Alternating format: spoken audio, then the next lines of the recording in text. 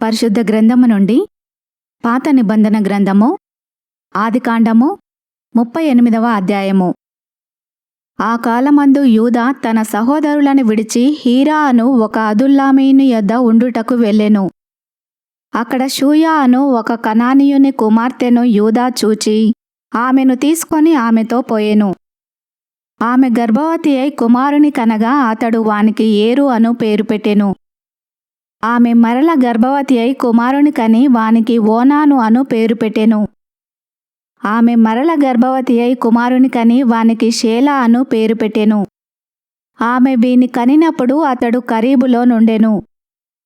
యూదా తన జ్యేష్ఠ కుమారుడైన ఏరునకు తామారు అను దానిని పెళ్లి చేసెను. యూదా జ్యేష్ఠ కుమారుడైన ఏరు యెహోవా దృష్టికి చెడ్డవాడు గనుక యెహోవా అతన్ని చంపెను. అప్పుడు యూదా ఓనానుతో, నీ అన్న భార్య యొద్దకు వెళ్ళి మరిది ధర్మము జరిగించి నీ అన్నకు సంతానము కలగజేయుమని చెప్పెను.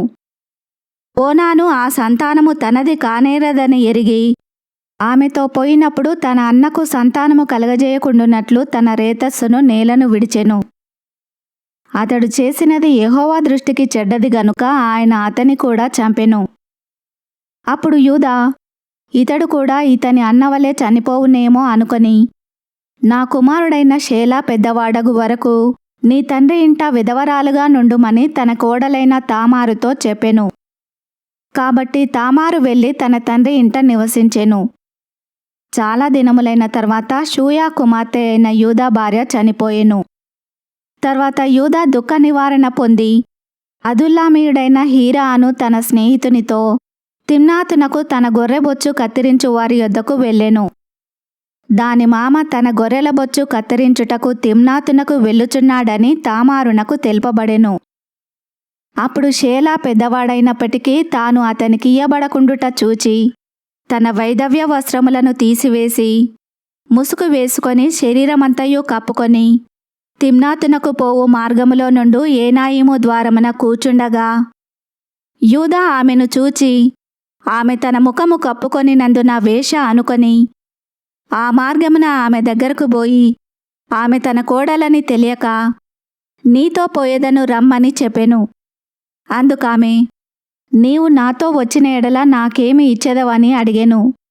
అందుకతడు నేను మందలో నుండి మేకపిల్లను పంపెదనని చెప్పినప్పుడు ఆమె అది పంపు వరకు ఏమైనా కుదవ పెట్టిన ఎడల సరే అని చెప్పెను.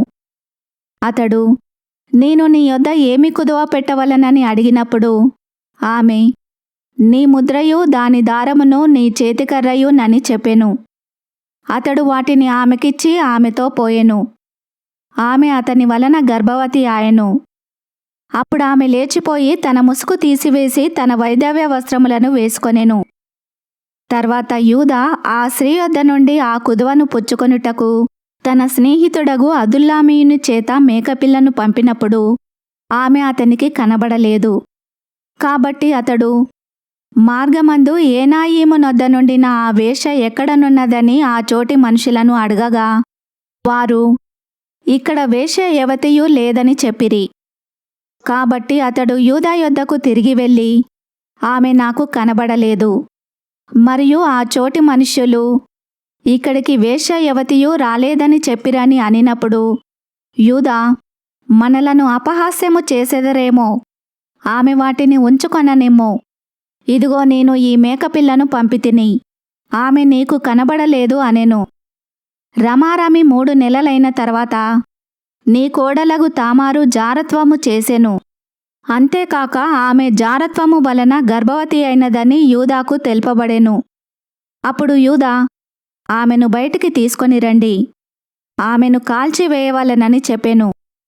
ఆమెను బయటికి తీసుకొని వచ్చినప్పుడు ఆమె తన మామ యొద్దకు ఆ వస్తువులను పంపి ఇవి ఎవరివో ఆ మనుషుని వలన నేను గర్భవతినైతిని, ఈ ముద్ర ఈ దారము ఈ కర్ర ఎవరివో దయచేసి గుర్తుపట్టుమని చెప్పించెను.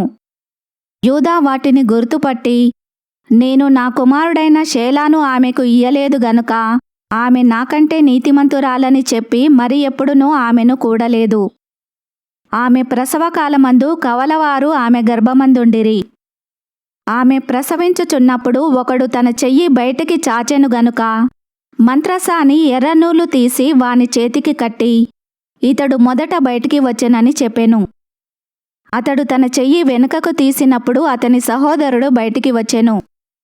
అప్పుడామె, నీవేళ భేదించుకొని వచ్చితివనెను. అందుచేత అతనికి పెరెసు అను పేరు పెట్టబడెను. తర్వాత తన చేతిని తొగరగల అతని సహోదరుడు బయటికి వచ్చెను. అతనికి జెరహు అను పేరు పెట్టబడెను. ఈ వాక్యమును విన్న మిమ్ములందరినీ దేవుడు దీవించునుగాక. ఆమెన్.